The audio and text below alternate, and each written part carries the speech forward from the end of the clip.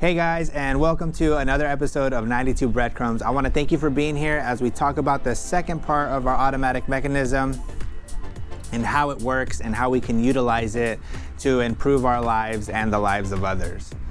And so let's go ahead and get into it and talk about when do we use this part of our automatic mechanism, right?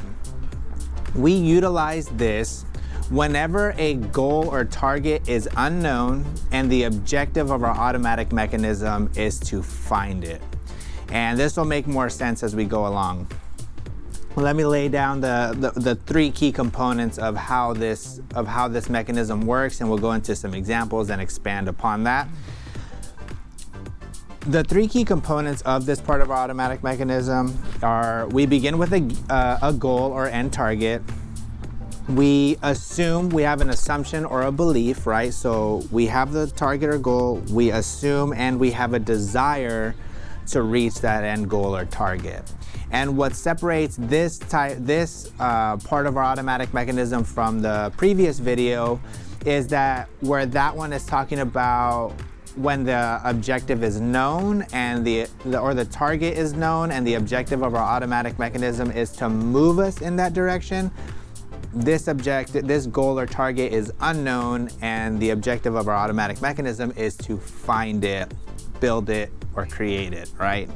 Super powerful, powerful piece of our mind that we have and we can utilize. So let's go ahead and take a look at this, and through the eyes of an example that I think a lot of us can relate to. And this is going to be when we have forgotten a name and we're trying to recall it. And so, like, let's say we're in a conversation with somebody, right? And we're talking about a movie, and it's a movie from a couple of years ago, and you're trying to recall not the main character or whatever, or a coworker. It could be you're trying to recall the name of a song, right? And it disappears out of nowhere, and it kind of disappears and fizzles out into the ether. And we're almost like, we know that it's in our mind, and we're like, what? I'm trying to, it's there in your mind, and it's almost on the tip of your tongue, and you can almost taste it, and it just doesn't end up coming out, and you're like, okay, whatever. And then 6 hours later, the next day, or even a week later, or whatever, it pops up in the middle of a shower, or it wakes you up in the middle of sleep, and you're like, oh man, it was freaking whatever, This is a very normal process, and we're gonna kind of use this example because this is a great example and a very relatable example as to how this automatic mechanism works, right? And so let's kind of take our three keys and look at what happened in that scenario. When that happens, what is going on there?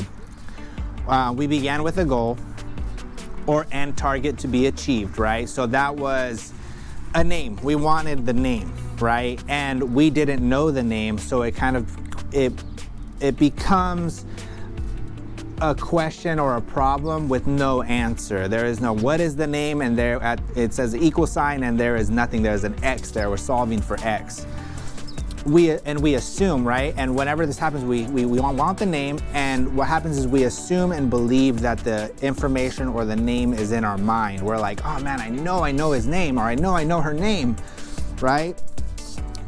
And we have an intense desire, right? We're in our conscious mind, we're thinking like, oh man, what is her name? What is her name? We're trying to recall it to continue the conversation, or for whatever reason, we're trying to recall it for whatever reason, right? There's a want or a desire to find this name. And what happens in this scenario is when it gets asked as a question, and we assume and believe that it is in existence already, right? We believe it's in there, and it has a desire. What happens is this is submitted to this part of our automatic mechanism. And what will happen is it is asked as a question only when these three things are recognized. It is asked as a question, submitted to our automatic mechanism, and what our automatic mechanism starts to do and the way that it works is it's almost like a scanner or a hand in the dark, right? And so when we ask this question, it is going to go through all of our past memories, experiences, and the emotions that are tied to those experiences. And what's gonna happen is it's going to scan, because there's so much information. This part of our automatic mechanism has access to the subconscious level part of our mind, and it has access to from our earliest memories up until right now. As you're watching this video, there's a lot of information that we don't have access to in our conscious mind, because our conscious mind is really busy dealing with the here and now and taking in information from our sensory organs, like our eyes and our nose and our ears and our taste and our different senses. So it's kind of clogged up with information, so it submits this to a deeper part of our automatic mechanism. And so it starts to scan and sift through any information, past memories that have to do with recalling the name. It starts to go through the memories of, let's say, for instance, when you used to work with this person. It starts to go through the memories, and slowly but surely it's working underneath the level of our conscious mind. And it has access to all this information, and because there is so much information, it takes time. And what it's doing is taking bits and pieces of information from different memories, and it's piecing them into a meaningful whole and submitting them to us, right? It's taking its time and it's building a solution to what it believes to be a solution to the problem that we've given it, and submitting it to us in the conscious mind. And the reason why, and this is my belief, why it does it at a very random time and at a vulnerable time, is because our conscious mind is so busy and clogged up with our day-to-day, even with like movies and like our conversations, work, and the kids and bills, and there's so much going on that this is why it usually pops up when we're having a really relaxed conversation, when we're listening to music in the shower. A lot of people have really big insights or solve problems in the shower because they're usually not dealing with much. They're kind of self-reflecting, just enjoying the shower and in a relaxed state. Because our conscious mind is relaxed, it's not so stimulated and not so focused on everything going on around it. And so it's almost like our success mechanism sees the opening, and it's like it throws the football because it sees the opening, and it's like this is our time to submit this answer, because he's not clogged up in our conscious mind. And so that's why it kind of clicks out of nowhere. You're like, oh, there it is. That's the information, right? So knowing this in this process and how it works, we can use this as a tool to improve on our relationships. This is the same part of our mind that improves on our relationships, whether that's relationships with coworkers or friends, family, lovers, significant others, whatever. Managing a business, selling, writing, drawing. This is the part of our mind that we're going to be using. And how we do this is, right, so let's say, for example, we're going to take it and kind of take that information and use it in a specific example. Like maybe we're trying to improve on a relationship with someone else, right? So we're going to start with a goal. The goal is improve the relationship with so-and-so. And when we do that, so that's our end goal, and there's not really an answer. We're like, okay, so how do I want to get to be friends with them. So how do I become friends with them? And there's an equal sign and an X, there's a variable. There's no answer to it yet, right? When we want to do things like this, we have to assume and believe that there is an alternate version of the relationship that we currently have with them, right? So we have to believe, like, hey, like I want a better relationship with him or her. We have to believe that that version is possible, that there is another, there is a goal or end target to be achieved, that we can eventually, in our mind, we can eventually get to a better place. Because if we don't believe it, we don't believe that, if we don't believe, I can improve relationship with so-and-so, we default to, this is the only version of this relationship that's possible. So we have to believe and that there is an end goal or an improvement, whether that's improvement or whatever. And we have to have an intense desire. We have to have that burn in us to move us towards that end goal or target. Because if we don't have a desire to reach that end goal, there's no fuel in our tank to move us towards that target. Because if we don't want to go there, then we're not going to move there because we don't really want to, right? And so this is how we when we understand how this works, we can improve on any relationship that we want to. And it's really powerful, because what'll happen, like let's say when we want to improve on that relationship, right? We have the 3 components, and we believe in everything, we have the desire, and it's submitted, right? It gets submitted to our automatic mechanism, and this specifically, this part of our automatic mechanism. And what's going to happen is our automatic mechanism is going to start searching through all of our,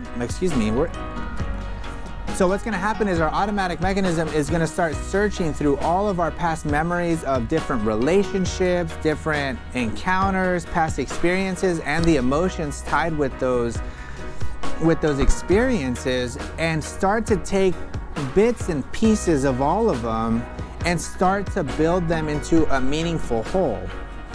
And it takes time, again, because there's so much information to go through.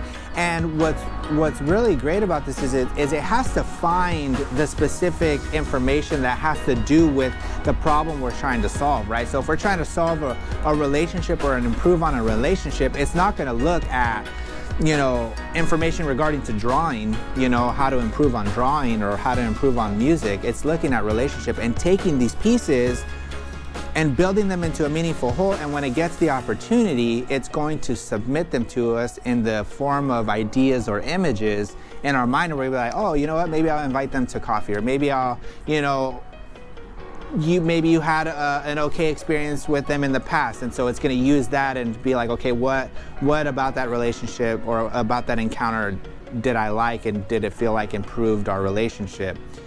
And because it's only dealing with information that we know and that we've experienced, it's not always going to work. It doesn't work 100% of the time. It's going to submit us an idea that it believes to be a solution to the problem. It's not 100% accurate.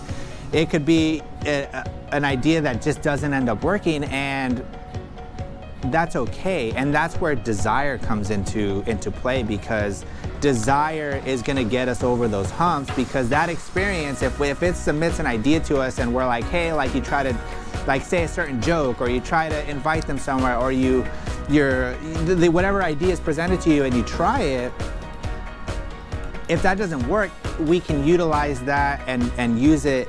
Our automatic mechanism will use it as an experience to learn from, if we continue to have a desire to move towards that end goal or target, until the assumption or the end goal that we believed in is a reality. And it takes time to build, and it doesn't move fast. And this is where a lot of trust and belief in these systems kind of works. And we could use this in any area of our life. This could be drawing, or this can be improving on just as a quick example, we could use this in business management. If we don't believe that there is an alternate version or a better way to manage our business, we don't have a desire to get there, and we don't have the target, we don't believe in it, and we don't have a desire. What are we doing? We end up defaulting to and getting results that maybe we don't want. And that's very important, because when we don't give it and consciously turn the knob and give it specific targets, this part of our automatic mechanism is always working. And that's something really important to hold on to and remember in all of these videos concerning the self-image, our automatic mechanism, and imagination, and videos that we'll make in the future in this series, is that this part of our mind is always working, and it's so important to understand so that we can use it again to improve on people's lives and our own lives, instead of letting it use us to maybe its detriment and maybe creating results that we don't really want in our lives, but we're getting, and in a way is a success to our mind. But we'll get into that in a different video. I want to end here with a quote, and it is by Dr. Norbert Wiener. And he said, once a scientist attacks a problem in which he knows to have an answer, his entire attitude is changed. He is already some 50% of the way there. And that, I think, kind of sums up this information as well, and is great. It's almost a way of saying that showing up is half the battle, but I love how he put that belief that a scientist attacks a problem which he knows to have an answer, right? He believes that there is an answer. Once a scientist believes there is an answer to a problem, or a solution to an equation that he's 50% of the way there. If he has the desire to get it, he's 80% of the way there. Now we're just waiting for, or he or she is just waiting for the automatic mechanism to build the answer and submit it. I want to thank you for being here as we talked about the automatic mechanism. How many times did I say that in this video? Comment it down below. I want to thank you. I love you for being here. You're beautiful as the sun comes out on this cloudy day. Have a great day. We'll talk to you soon. This is 92 Breadcrumbs, not 91, out. Thank you. Bye.